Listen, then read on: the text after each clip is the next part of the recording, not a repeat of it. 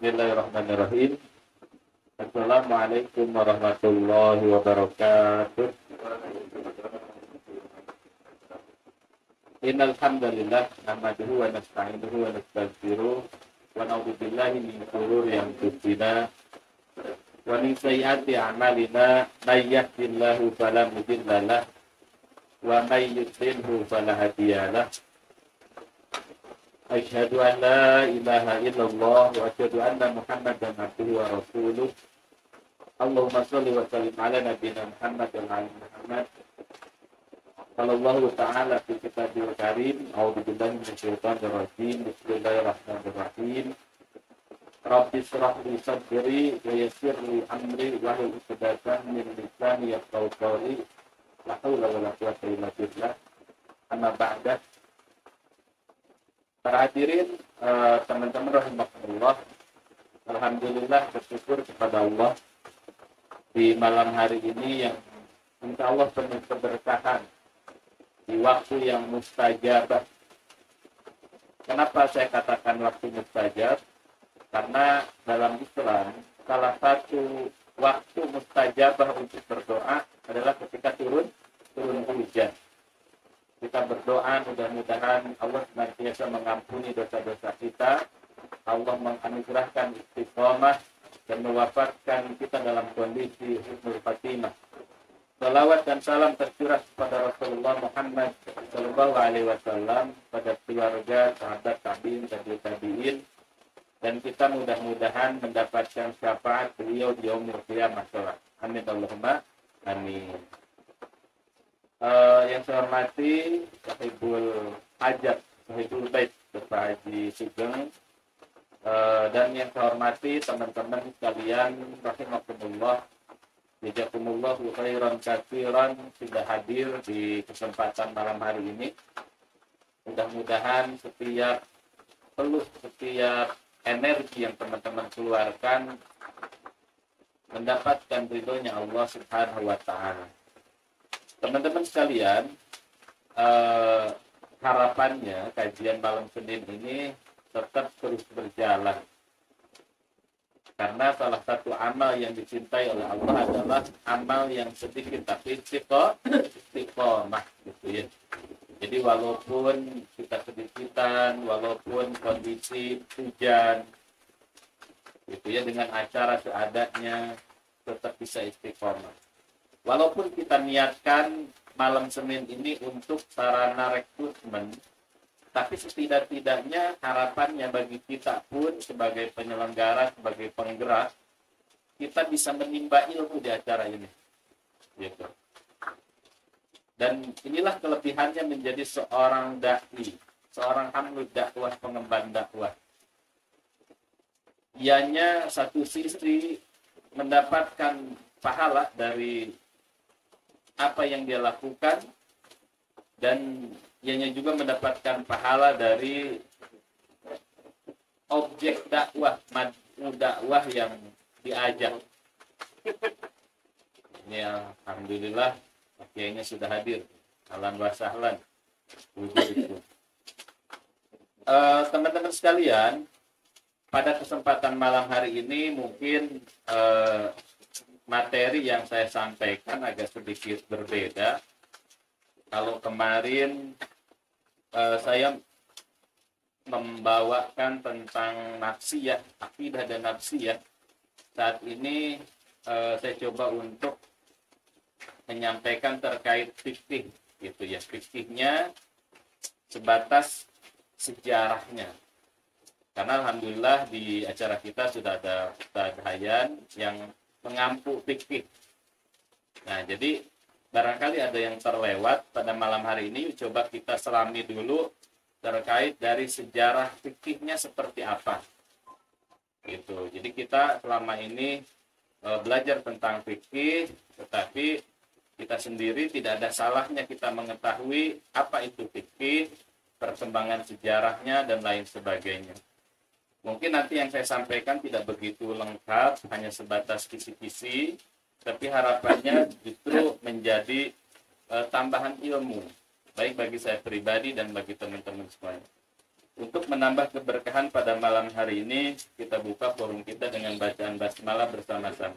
Bismillahirrahmanirrahim. Nah, kata Rasulullah itu, kullu amrin ribalin la yubda'u fihi bismillahirrahmanirrahim fahuwa abtar. Segala suatu perkara penting yang tidak diawali dengan bismillahirrahmanirrahim fahuwa abtar, maka hilanglah keberkahannya. Ya, makanya kita buka forum ini supaya makin berkah. Kita awali dengan baca basmalah. Terus kemudian tadi di awal kita pun memulainya dengan sholawat. Allahumma sholli wa sallim ala nabiyina Muhammad wa ali Muhammad. Karena majelis yang tidak diawali dengan sholawat itu adalah majelis antanazifah, majelis bangkai seperti itu. Makanya setelah diawali dengan tahmid, hamdalah, sholawat, kemudian basmalah. Jadi sebelum kita meraup ilmu pun harapannya sudah ada keberkahan-keberkahan. Merujuk kepada Imam Al-Ghazali rahimahullah, barokah itu adalah ziyadatul khair, bertambahnya kebaikan. Jadi nanti ilmu yang kita dapatkan itu harapannya tidak hanya sebatas menjadi wawasan intelektual, hasanah wawasan saja, tetapi menjadi ziyadatul khair, bertambahnya kebaikan. Yaitu dengan ilmu ini kita makin dekat kepada Allah, makin taat, makin takwa, makin juga dalam menjalani kehidupan, makin kokoh imannya. Itulah ziyadatul khair. Baik, terkait dengan fikih, fikih itu secara umum mungkin kita sudah paham. Kalau teman-teman memahami fikih itu apa? Pak Wawan barangkali fikih, Pak Wawan, fikih itu yang dipahami apa? Pokoknya sih kayak kue lah ya. Nyong belajar sholat, tata caranya, yuk kue fikih, tata cara mandi janabah ya fikih, dan lain sebagainya. Tetapi ternyata fikih itu ada definisinya teman-teman. Yang sudah kita pahami, ketika ingin mendefinisikan sesuatu, ingin memahami sesuatu, itu harus diawali dari definisi. Baik itu secara lugawi maupun istilahan, maupun istilah. Nah, secara bahasa dan secara istilah. Secara bahasa, para ulama menyebutkan, secara lugah itu, fikih itu adalah al-fahmu.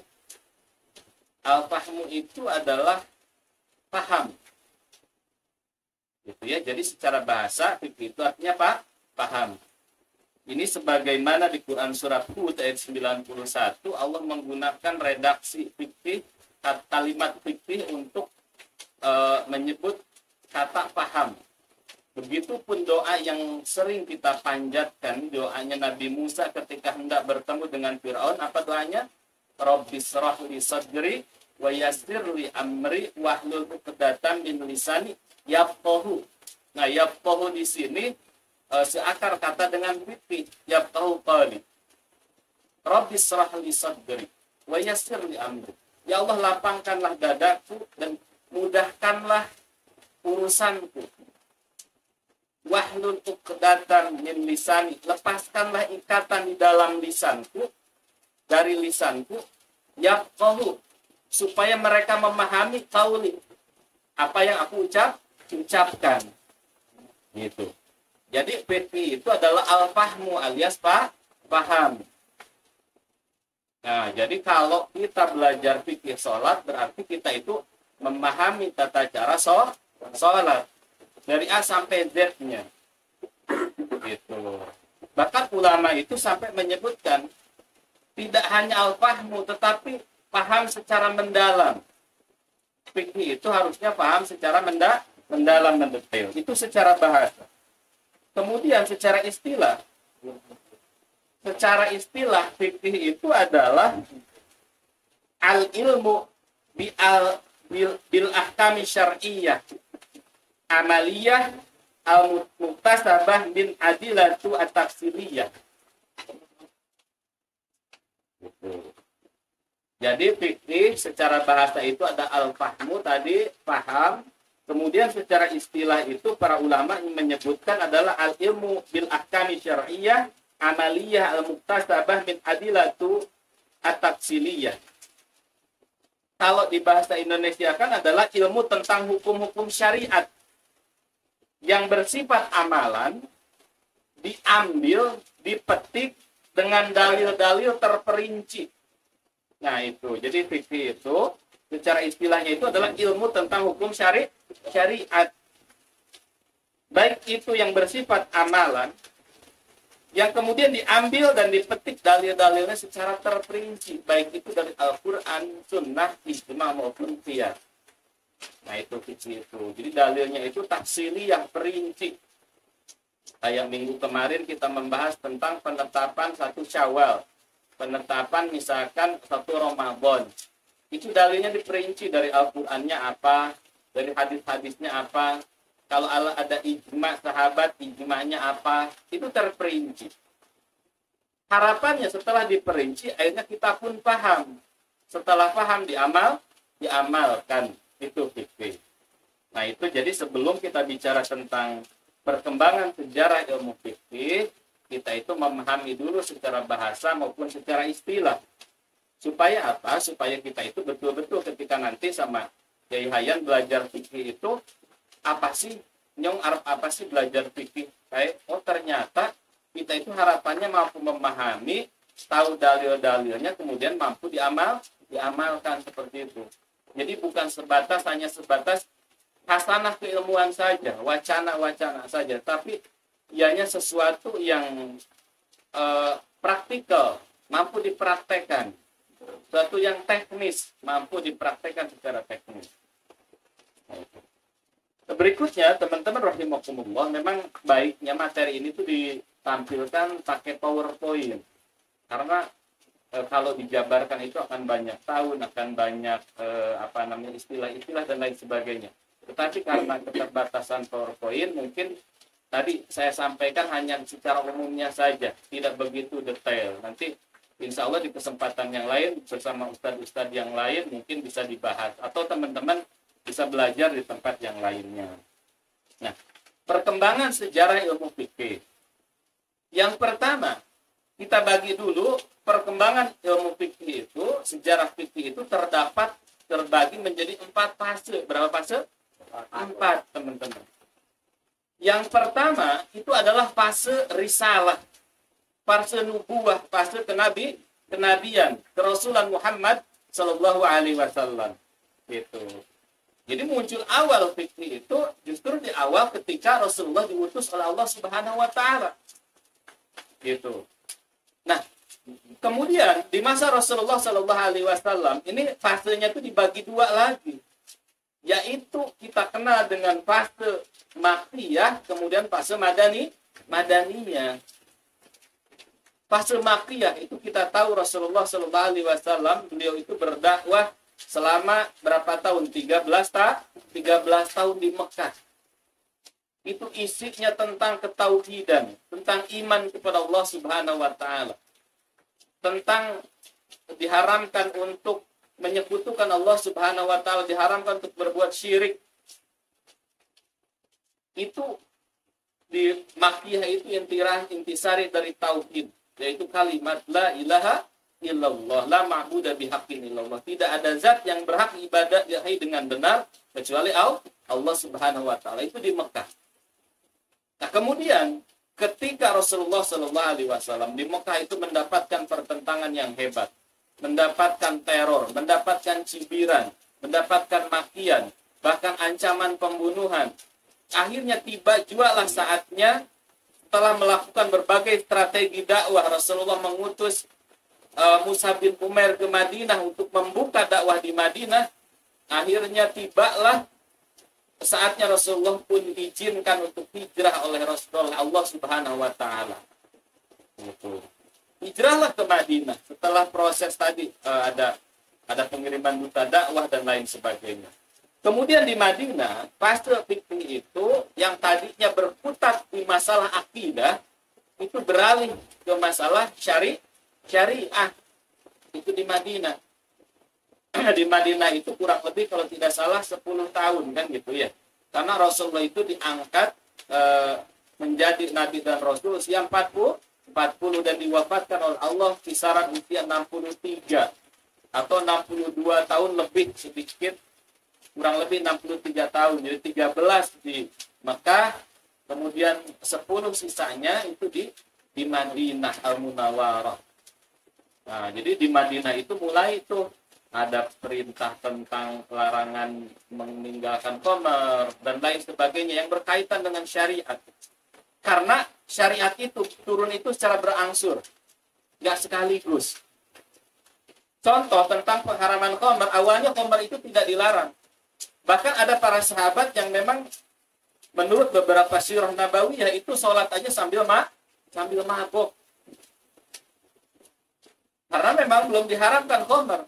Tapi ternyata Masya Allah ketika khamar itu diharamkan, itu sampai digambarkan di kitab Daulah Al-Islamiyah kalau tidak salah, sampai itu Madinah itu banyak sekali genangan-genangan khamar.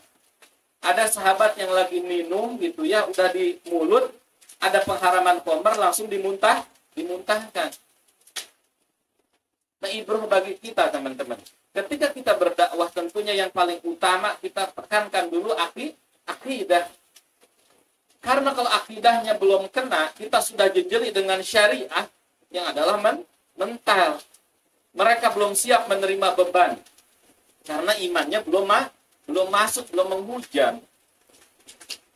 Itu makanya di materi-materi di Hizbut Tahrir itu awal-awal di halaqah umum itu banyak bicara tentang akidah. Nanti baru syariah di ujung-ujung itu. Dan para sahabat itu luar biasa. Mereka sudah digembleng 13 tahun akidahnya. Jadi ketika menerima taklif yang berat, mereka senantiasa sami'na wa ta'na. Sedang minum khamar, kemudian ada perintah, ada larangan khamar bahwa untuk diminum, mereka muntahkan. Bahkan ada para sahabat yang sedang bersujud, sedang sholat. Awalnya itu kan sholat itu menghadap ke Masjidil Aqsa. Kemudian ada perintah untuk memindahkan kiblat ke Ka'bah. Dan kabar itu terdengar kepada orang-orang yang sedang sholat. Makanya seketika mereka pun memindahkan tempat sujudnya, mengalihkan ke Masjidil Haram. Nah ini para sahabat itu, karakter mereka itu senantiasa sami'na wa ta'na. Ketika mengetahui sesuatu itu haram, mereka tinggalkan. Ketika mereka mengetahui itu sesuatu yang diwajibkan, mereka laksanakan. Ketika diri kita, gitu, diri saya dan barangkali ada teman-teman juga yang kita masih merasa berat meninggalkan sesuatu yang diharamkan, menjalankan sesuatu yang diperintahkan, berarti akidah kita, kekuatan iman kita yang perlu kita kuatkan. Disitulah titik poinnya. Ketika seseorang masih berkubang bekerja di tempat yang haram, ada teman-teman yang belum mau untuk resign keluar dari tempat yang haram, di tempat ribawi. Ketika mereka diajak hijrah, mereka dengan alibinya, nanti saya dari mana pekerjaan saya memberi nafkah anak dan istri. Ini kan masalahnya di akidah.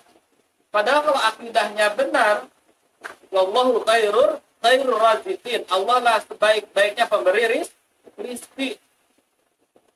Wa ma min dabatin fil ardi illa 'ala Allahi rizquha. Bahkan Allah lah yang memberi rizki setiap manusia, setiap binatang melata di atas muka bumi ini. Semuanya telah Allah siapkan. Bahkan sebelum kita lahir ke dunia ini, Allah sudah siapkan rizki kita.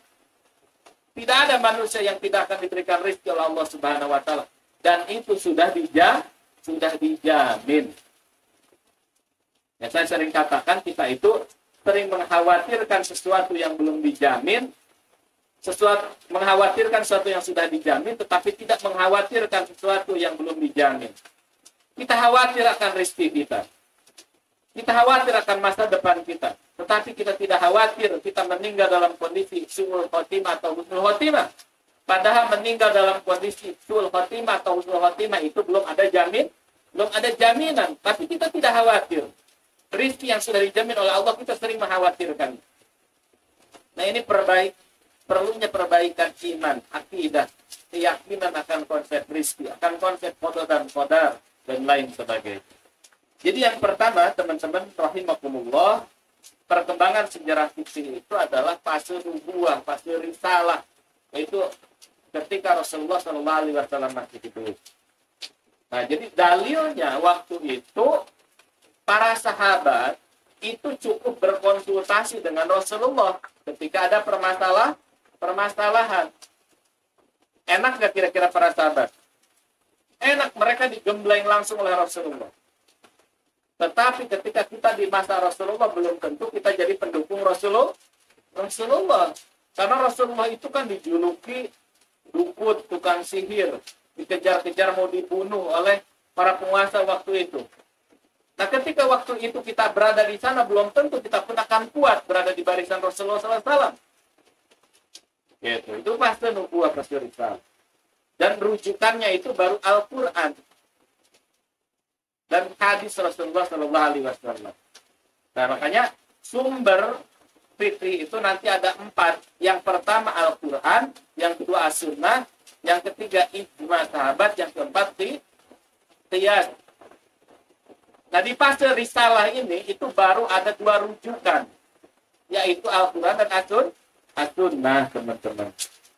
Gitu. Baru ada 2 rujukan.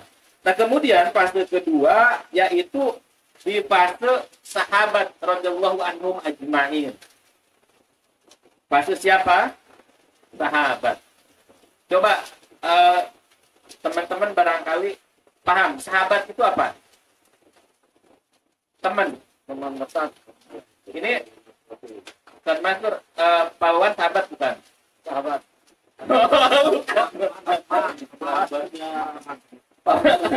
Nah, ini kita bicara konteks sahabat yang ini.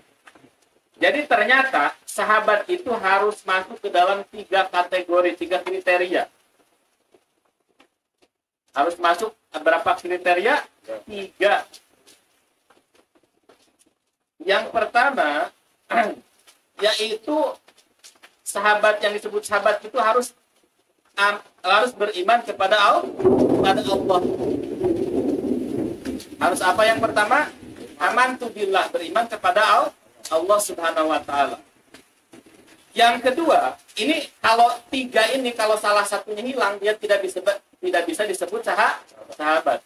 Yang pertama harus beriman kepada Allah dan Rasulullah SAW.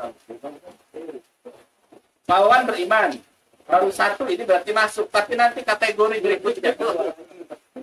Yang kedua, syarat disebut sahabat itu talaqiyan Nabi, pernah bertemu dan melihat Nabi Rasulullah Muhammad SAW. Pak Wawan pernah melihat enggak? Gulam Nabi almarhum? Belum, itu beda, bukan Nabi yang itu. Nah, jadi yang pertama harus beriman kepada Allah, yang kedua harus melihat, bertemu. Apa ada Ustaz? Ada orang beriman tapi tidak melihat Nabi? Ada. Contohnya itu pernah dengar cerita Wais Al-Qarni. Wais Al-Qarni itu hidup di Yaman, sejaman dengan Rasulullah, tetapi dia itu sampai wafatnya tidak pernah melihat Rasulullah SAW, tidak pernah bertemu, makanya tidak bisa disebut sahabat. Menurut Imam Abu Jur'ah, sahabat Nabi SAW totalnya ada 124.000. Ada berapa? 124.000. Dalam sebuah hadis ada orang-orang, ada 70.000 orang yang akan masuk surga tanpa azab, tanpa hisab. 70.000 orang yang masuk surga lewat jalan tol. Kira-kira kita masuk nggak? Wallahu alam, para sahabat aja totalnya 124.000. Ini yang masuk surga lewat VIP jalan tol itu cuma 70.000 orang. Kira-kira berapa nih? Para sahabat Nabi aja totalnya 124.000. Yang terakhir, yang disebut sahabat itu mata alal Islam, mati dalam kondisi Islam. Karena ada orang-orang yang dia itu awalnya beriman kepada Allah, beriman kepada Rasulullah, melihat Nabi, tetapi ternyata di penghujung jalannya murtad. Dia tidak bisa disebut sahabat. Nah, jadi kalau udah 3 ini kita bisa nebak nih. Abu Lahab sahabat bukan? Abu Lahab sahabat bukan? Kenapa? Kan dia hidup sejaman dengan Nabi, pernah melihat Nabi. Karena tidak masuk yang pertama dan yang ketiga. Aisyah radhiyallahu anha masuk, sahabat, sahabiyah. Nah, jadi dia kan istrinya Ustaz. Ini kita bicara tentang sahabat. Sahabiyah kalau laki-laki sahabat, kalau perempuan sahabiyah. Makanya sekarang itu kemarin sempat booming, itu ada sahabat Nabi yang masih hidup. Ada sahabat Nabi yang masih hidup, percaya nggak? Jadi ada sebuah pohon, itu ketika Rasulullah usia 9 tahun, waktu berdagang sama pamannya, itu di daerah Syam, pohon itu dipakai tempat berteduh Rasulullah. Sampai sekarang pohonnya masih ada. Pohonnya sangat besar, itu teman-teman bisa cek di internet. Itu, nah ini kan plesetan ya, itu sahabat Rasulullah yang masih hidup. Gitu. Padahal bukan, karena sahabat itu kan harus manusia ya, tetapi ternyata ada saksi hidup ya, pohon tersebut masih hidup. Gitu. Nah itu sahabat. Jadi sahabat itu adalah orang yang beriman kepada Allah dan kepada Rasulullah, hidup sejaman, pernah melihat dan mati dalam keadaan Islam. Karena setelah Rasulullah wafat itu banyak orang-orang yang murtad, keluar dari Islam, bahkan meninggal dalam kondisi murtad gitu. Nah sahabat. Kemudian biar jelas juga nih, ada tabi'in. Tabi'in itu siapa? Tabi'in itu adalah orang-orang yang dia itu belajar kepada para sahabat. Kemudian tabi'in, mereka itu belajar kepada tabi'in. Makanya salawat dan salam tercurah kepada Rasulullah Muhammad, sahabatnya tabi'in, tabi'in. Nah itu maksudnya itu. Gitu ya. Jadi ada sahabat. Dan sahabat tabi'in menurut para ulama, inilah yang disebut dengan khairu ummah yang pernah terwujud. Yang Rasulullah menyebutkan dalam sebuah hadisnya, khairu quruni qarni tumaladina yalunahum. Sebaik-baik kurun generasi adalah generasiku, kemudian setelahnya itu sampai tabi'in. Tetapi ternyata menjadi umat terbaik itu tidak diputus oleh Allah itu. Ada dalam Al-Quran, kuntum khairu ummatin. Kalian adalah umat terbaik. Nah, ternyata umat terbaik itu masih bisa terwujud. Tidak hanya sebatas oleh Rasulullah, sahabat, tabi'in. Tetapi ada syaratnya di Al-Quran itu. Yaitu ta'muruna bil ma'ruf wa tanhauna 'anil munkar wa tu'minuna billah. Menyuruh kepada yang ma'ruf, mencegah dari yang mungkar, dan beriman kepada Allah. Kalau kita mau jadi khairu ummah, menjadi umat terbaik, syaratnya adalah dakwah. Karena amar ma'ruf nahi mungkar itu adalah dakwah. Kemudian beriman kepada Allah Subhanahu wa taala. Tentunya beriman di sini ada konsekuensi, menjalankan sebuah perintah Allah secara kafah dan meninggalkan larangan Allah Subhanahu wa taala. Makanya untuk mewujudkan khairu ummah tidak terwujud ketika khilafah dan tegak gitu. Karena lewat khilafah lah seluruh syariat Islam itu bisa ditegakkan, teman-teman. Kenapa kita menegakkan khilafah? Alasannya itu. Kita itu berharap tadi khairu ummatin itu, umat terbaik itu yang ukhrijat linnas, yang diturunkan untuk manusia itu akan kembali terwujud sebagaimana generasi Rasulullah, sahabat, tabi'in, dan tabi'in. Nah, jadi perkembangan fikih yang kedua, periode yang kedua itu di masa sahabat. Kenapa masa sahabat ini dibahas? Karena disinilah akan muncul ijma. Ijma itu kesepakatan. Contoh, ijma sahabat itu ketika Rasulullah wafat, ketika Rasulullah meninggal, ada yang tahu berapa lama beliau tidak dikuburkan? 3 hari, teman-teman. Padahal dalam syariat Islam, ketika ada jenazah itu harus segera dikuburkan, diurusi gitu ya. Yang pertama diapain? Dimandikan. Terus dikafani, disolatkan, dikuburkan. Tetapi kenapa jenazah Rasulullah SAW tidak buru-buru dikuburkan? Karena waktu itu kaum muslimin belum punya pemimpin pengganti Rasulullah SAW. Bayangkan jenazah Nabi saja sampai ditunda penguburannya 3 hari karena saking pentingnya pemimpin bagi umat Islam. Sekarang itu kita tidak punya pemimpin sudah hampir 100 tahun lamanya. Karena sahabat itu khawatir kalau umat Islam tidak punya khalifah, tidak punya pemimpin, umat Islam akan dilanda fitnah. Makanya sekarang wajar umat Islam terombang-ambing dilanda fitnah. Karena kita salah satunya tidak memiliki pemimpin, tidak punya imamah amirul mukminin atau al-khilafah. Nah, 3 hari jenazah Rasulullah tidak dikebumikan, akhirnya menjadi ijma, menjadi kesepakatan sahabat bahwa umat Islam itu jangan sampai tidak punya pemimpin melewati 3 hari. Itu ijma, dalil. Makanya ketika Rasulullah wafat, akhirnya yang dibaiat siapa? Abu Bakar Asy-Siddiq. Abu Bakar Asy-Siddiq itu dinamai Khalifati Rasulullah, penggantinya Rasulullah. Khalifati Rasulullah, yaitu penggantinya Rasulullah. Kemudian baru dari Abu Bakar Asy-Siddiq radhiyallahu anhu wafat, ganti ke Umar bin Khattab pun tidak lebih dari 3 hari. Bahkan ketika Umar bin Khattab, dia itu dibunuh ketika sholat subuh. Ditusuk berkali-kali oleh siapa? Abu Lu'lu, orang Yahudi yang berpura-pura masuk Islam. Sampai saking parahnya Umar bin Khattab itu ketika digotong, diminumi obat oleh tabib, itu diminumkan obat, keluar lagi cairan. Obat tersebut dari atas pusarnya, dari atas kemaluannya. Ini saking parahnya luka Umar bin Khattab. Akhirnya apa pesan Umar bin Khattab itu?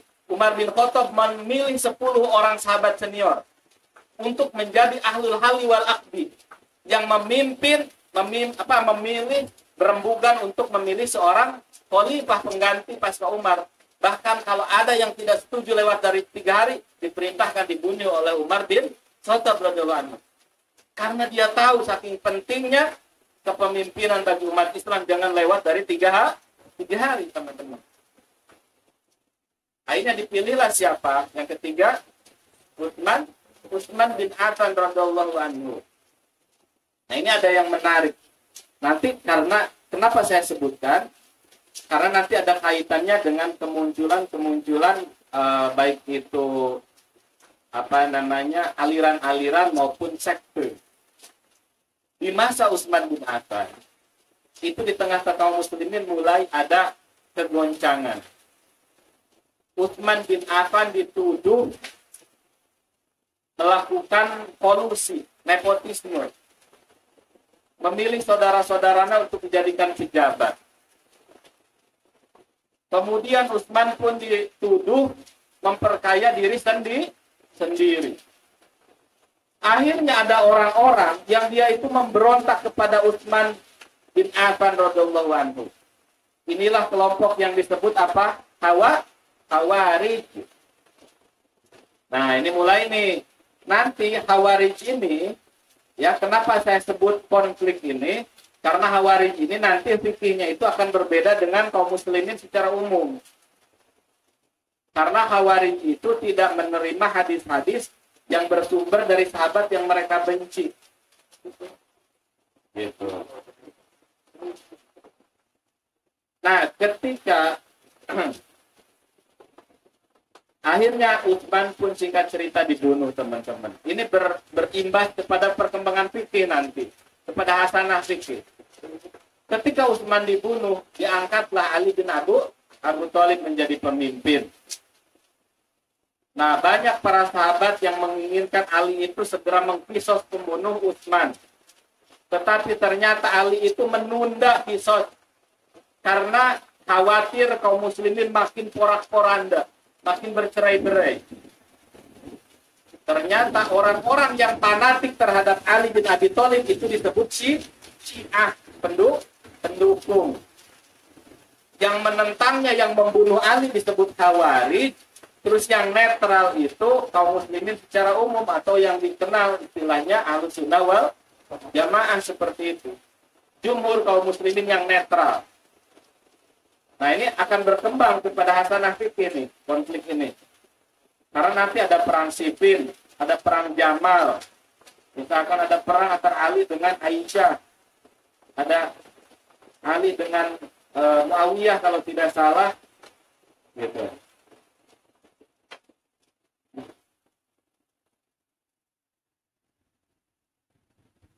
Minum dulu sebentar. Nggak kebayang kalau nggak pakai mic ya. Pakai mic aja harus teriak-teriak. Gitu. Jadi itu fase sahabat ini, di fase sahabat ini akan memunculkan nanti cikal bakal perkembangan fikih, konflik-konflik yang terjadi di masa sahabat radhiyallahu anhum ajmain. Nah, kemudian yang ketiga, fase modifikasi dan muncul ulama-ulama mazhab. Nah, setelah Utsman, Ali wafat, itu digantilah kepemimpinan oleh Muawiyah. Kaum muslimin waktu itu kembali kondusif, kembali hidup normal. Kejayaan Islam itu bahkan di fase ini ke timur dan barat, hampir menguasai 2/3 dunia. Ini di fase yang ketiga ini nih. Sehingga perkembangan ilmu fikih pun pesat. Akhirnya untuk membentengi umat dari paham-paham yang menyimpang kayak tadi Syiah, Mu'tazilah dan lain sebagainya, para ulama itu mengklasifikasikan ada 4 mazhab yang diakui kebenarannya waktu itu. Karena saking dahsyatnya fitnah waktu itu. Ada 4 mazhab. Nah, mazhab ini muncul dari pertengahan tahun kedua abad kedua. Nah, jadi para imam mazhab ini muncul, teman-teman, itu di fase abad kedua Hijriyah. Berarti sekitar 150 tahun Hijriyah. Itu ya, sekarang kan 1444. Kemunculan para ulama mazhab itu diawali dari 150 Hijriyah. Gitu. Dan berlangsung berapa lama periode ketiga ini? Itu berlangsung sekitar 250 tahun. Nah, makanya di fase 250 tahun ini ada 4 mazhab yang dikenal, yang diakui gitu ya kebenarannya. Karena mazhab itu banyak, kalau tidak salah mazhab ini saja itu ada sekitar 60 mazhab. Ada sekitar 60. Nah, unik nih, waktu itu ada seorang profesor yang mengatakan jilbab itu tidak wajib bagi muslimah. Padahal 60 mazhab ini sepakat, 60 mazhab bukan 4 loh ya, sepakat bahwa jilbab itu wajib bagi muslimah. Sedangkan sekarang ada katakanlah profesor yang mengatakan jilbab tidak wajib. Berarti kan aneh gitu maksudnya gitu bagi kita yang awam. Karena 60 mazhab saja mewajibkan. Yang ada ikhtilaf itu masalah pemakaian cadar, pemakaian niqab. Gitu. Nah, ada lagi baru muncul mazhab Soekarno. Sama mazhab PBB itu di akhir zaman gitu. Gitu.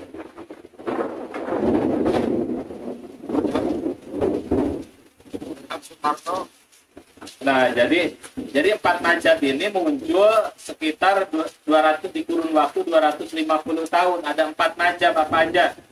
Yang pertama ada mazhab Hanafi, yang kedua mazhab Maliki, mazhab Syafi'i, mazhab Hambali. Yang paling pertama itu adalah mazhab Hanafi. Beliau lahir tahun 82 Hijriah lahirnya.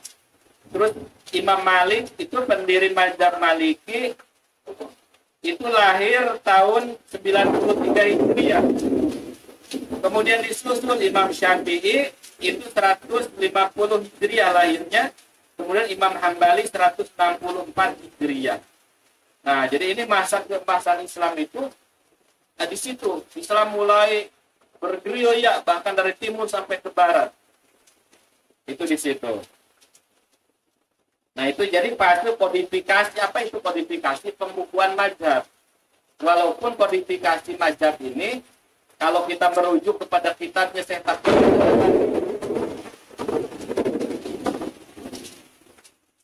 Kalau kita merujuk kepada kitabnya Syekh Taqiyuddin An-Nabhani yang kita pelajari di kitab Mafahim Hizbut Tahrir, itu kodifikasi mazhab itu akhirnya menimbulkan kelemahan.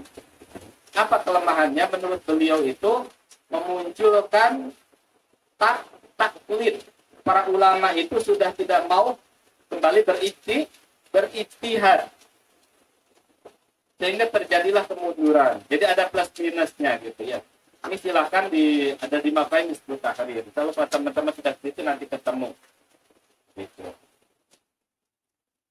Kemudian yang terakhir, fase perkembangan fikih itu ada di fase taklid.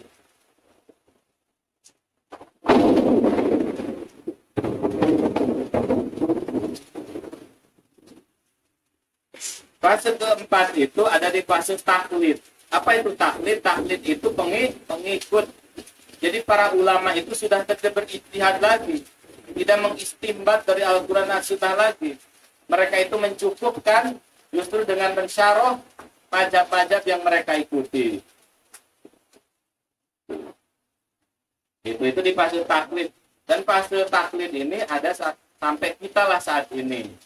Gitu. Karena nanti teman-teman harus kita pahami, apakah taklid itu haram? Tidak. Taklid itu boleh, apalagi bagi yang awam. Kecuali kalau bagi mujtahid itu harapannya dia itu berijtihad. Kita itu boleh bertaklid.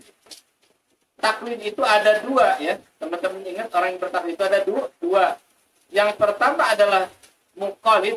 Orangnya disebut muqallid itu orang yang bertaklid. Yang pertama adalah muqallid mutabi, orang yang taklid tapi tahu dalil. Mas Tris, belajar ke Ustaz Dayan. Ustaz Dayan teh ya. Terus lamun takbiratul ihram teh sampai telinga misalkan. Mas Tris, cukup samina watona saja boleh. Itu taklidnya muqallid taklid buta, taklid umum. Boleh. Tetapi harapannya naik level Mas Tris itu. Jadi muqallid mutabi. Ustaz Dayan eta dalilna naon? Hadisna mana? Mun kitabnya pindah kitab naon. Nah itu muqallid mutabi.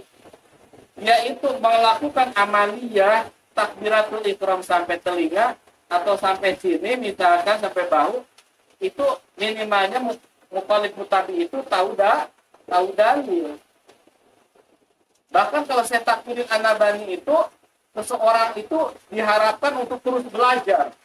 Tidak hanya di level mutabi saja, tetapi sampai berijtihad, walaupun minimalnya ijtihadnya itu ijtihad masalah dalam satu permasalahan. Tetapi tentunya untuk berijtihad itu butuh perangkat.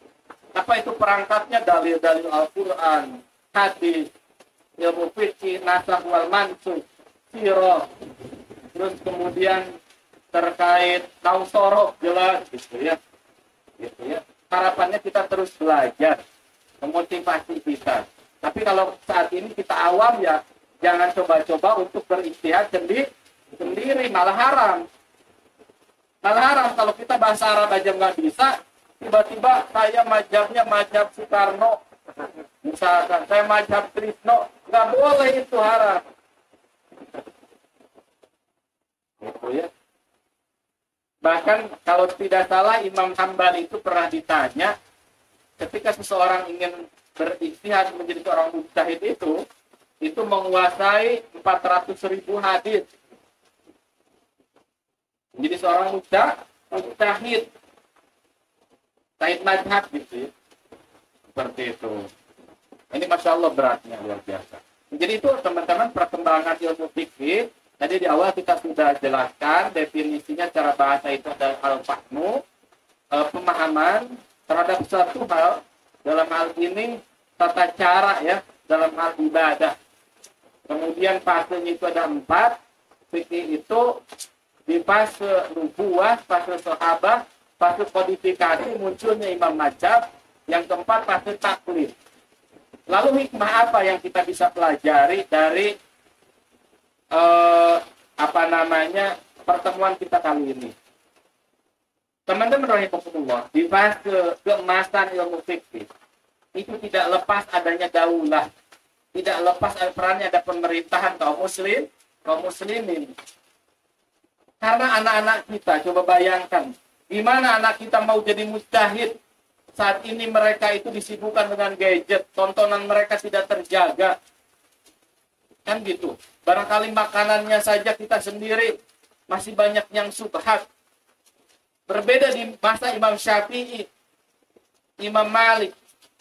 Bahkan Imam Syafi'i itu pernah dikisahkan habis pulang dari gurunya Imam Waqi. Imam Syafi'i itu, kalau Ustadz Salim Abdillah menyebutkan, beliau itu kalau baca buku 2 halaman, itu 1 halaman itu suka ditutup. Karena apa? Kalau dibuka dua-duanya itu langsung masuk. Itu saking cerdasnya Imam Syafi'i. Bahkan dalam sebuah riwayat, dia itu kan anak yatim. Dia itu sekolah itu ngontrak kamar. Itu Imam Syafi'i itu kalau tidur itu nggak bisa terlentang, nggak bisa tiduran gogoleran gitu. Karena saking banyaknya kitab, tidur pun sambil duduk Imam Syafi'i rahimahullah. Dan satu ketika beliau pulang dari Imam Waqi, itu nyampe rumah hafalannya hilang, teman-teman. Dia terheran-heran. Periode berikutnya dia belajar lagi ke Imam Waqi, pulang itu hilang lagi. Ternyata dia mulai bertanya-tanya apa yang salah. Coba saya membelakangi pasar, karena tiap pulang itu lewat pasar, teman-teman. Akhirnya dia lewat belakang pasar tuh, pulang dari Imam Waqi itu ke rumahnya. Dan ternyata hafalannya masih utuh. Dia baru ngeh, ternyata ketika lewat pasar banyak perempuan tidak menutup aurat, bayangkan. Untuk melahirkan seorang mujtahid butuh lingkungan, butuh kondisi yang terkondisikan, butuh iman yang terjaga. Saat ini aurat di mana-mana kan gitu ya. Bahkan kita cari di handphone kita kan gitu. Wajar kalau kita ilmunya segini-gini aja. Itu Imam Syafi'i. Gitu. Jadi hikmah terbesar dari fikih ini, kita harus memahami perkembangan kejayaan Islam, keemasan Islam tidak lepas dari penerapan syariah Islam secara kafah. Gitu. Makanya kenapa kita berjuang saat ini, berharap memperjuangkan syariat Islam secara kafah, karena itu tadi, berharap umat Islam kembali ke panggung, berada di top peradaban dunia. Menjadi tadi di Al-Quran itu disebut dengan khairu ummah. Menjadi umat terbaik yang dilahirkan untuk manusia.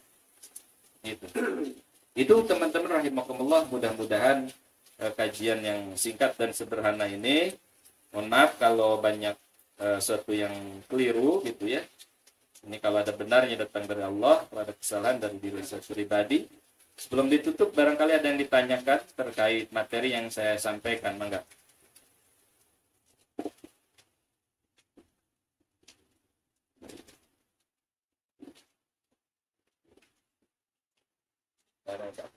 Paham ya? Ya, enggak. Itu masih ada training di luaran sana berkaitan dengan apa bedanya imam masjid sama imam Khalid tadi yang saya tadi